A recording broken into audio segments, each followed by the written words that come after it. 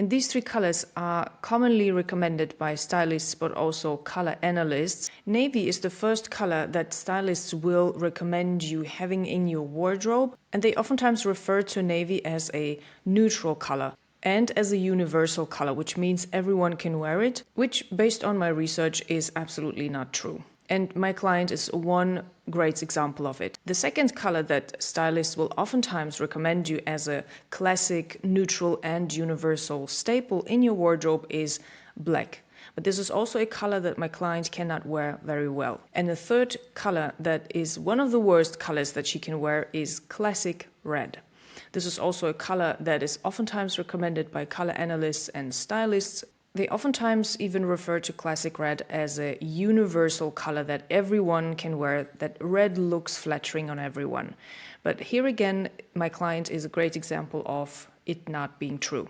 Now that I know everything about her color type, I can determine why navy is the wrong color for her. And there are three aspects of color in this instance, and this is hue or frequency, chroma, and depth. Here she's wearing a very dark navy color, and when I pick the color and determine the root color, the color that this color is going back to or is based on, it is based in an indigo blue. And when I analyze indigo blue and compare that to her perfect frequencies or perfect hues for her specific subroot skin color, which I have calculated in the background, I can say that indigo blue is not aligned with her. She needs a different hue that is fairly close to indigo blue, but makes a huge difference for someone who has a color type like she has.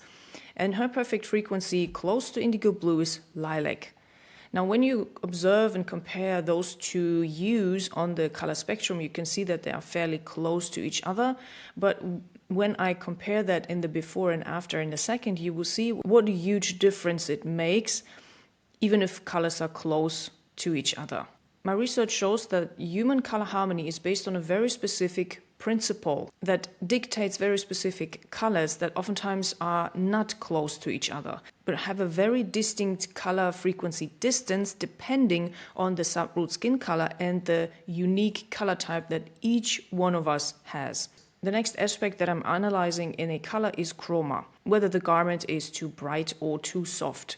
Now, this navy is in the medium chroma, which is a little bit too bright for her. But in certain cases, and in this image specifically, you can see that this type of chroma even lifts her because she is surrounded by artificial lighting. In natural lighting, this color will be way too overpowering for her. So my method is also able to recommend you colors in different settings. It's not just the colors that I recommend you. You can use all the time, all seasons, all settings, all lightings. I can fine-tune the colors for very specific occasions. And when you get your best colors in my palette, you will still need to think about when you can use those colors, in which quantities and in what type of combinations. Now, that might sound very difficult and overwhelming, which is why I'm offering the Ray Studio membership to give you custom consultation on these particular questions so that you can tailor every single color to your specific needs.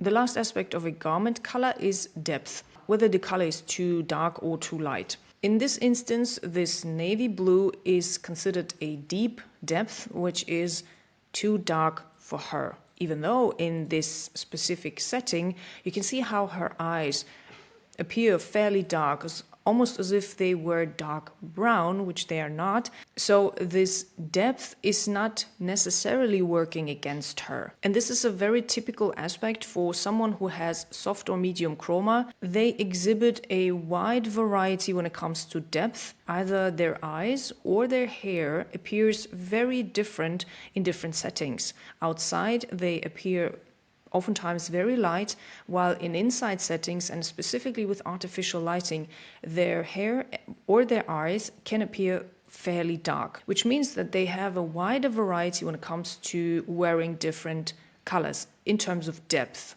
Outside, lighter colors, inside they can go a little bit darker. So there are three reasons why navy is wrong for her. The hue is misaligned, the chroma was too bright, and the depth is generally speaking too dark for her.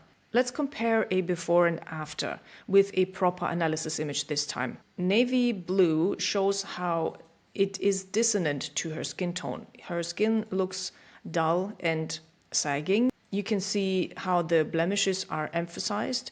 The under eye shadows are also emphasized. The bone structure appears a little bit more blurry. There is no focus point. Her appearance tends to look more messy with this color. She looks overpowered, distracted and tired, but also this dark color makes her look older. When you compare that to a harmonious color based on lilac, as I've determined that to be one of her perfect frequencies, you can see how this is harmonious to her skin tone.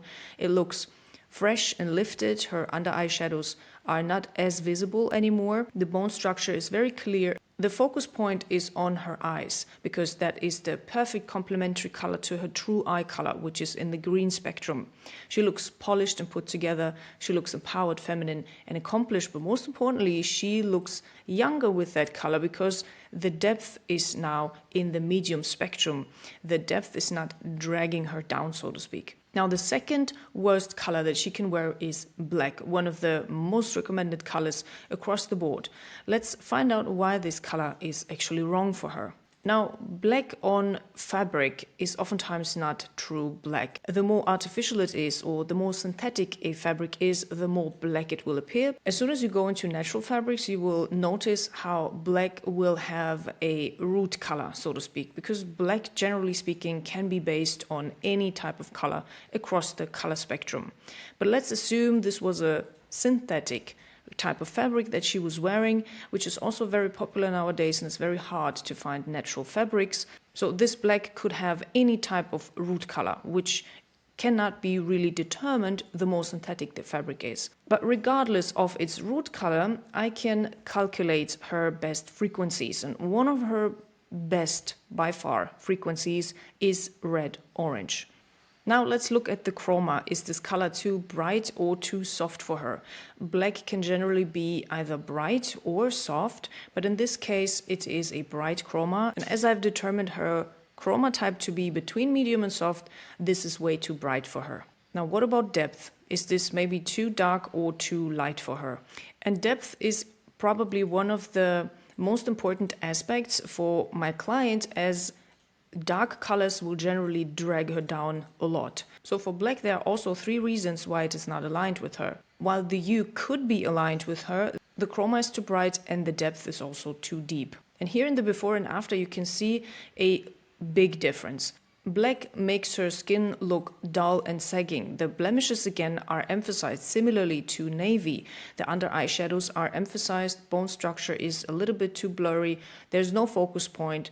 It tends to look messy because it is not emphasizing anything, so your radiance is not being increased. She looks very overpowered, distracted, and again it makes you look tired and also makes you look older. So the same effect happens as with navy. When you compare that to a type of gray that is based on red-orange, you can see that this is much more harmonious with her skin tone. The skin looks fresh and lifted. The under eye shadows are not as visible anymore. The bone structure is soft but clear. The focus point is more on her hair and eyes, which creates a cohesive look, so to speak. She looks much more polished, put together. She also looks younger with that color because it is able to enhance features that are important for her color type. And the third worst color that my client can wear is classic red. Let's find out why. The first aspect is again hue or frequency, and this classic red goes obviously back to red. Now when I compare that to her perfect frequencies, one of her closest frequencies to the classic red is true raspberry.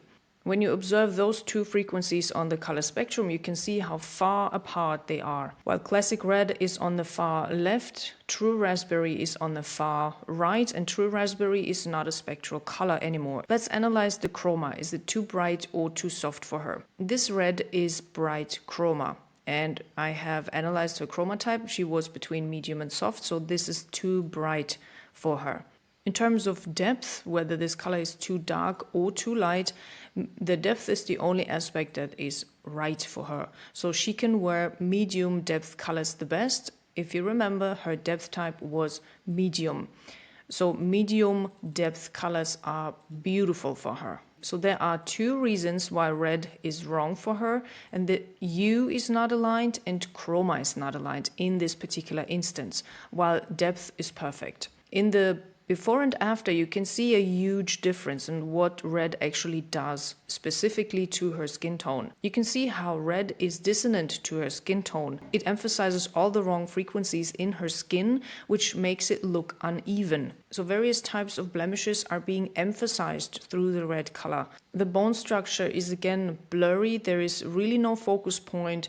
It looks again a little bit more messy. She looks overpowered specifically by the chroma. She looks distracted and tired. If you wear a color that is too high in chroma, it will instantly make you look tired and overpowered. You will not be noticed. You will disappear. You will look invisible behind that color.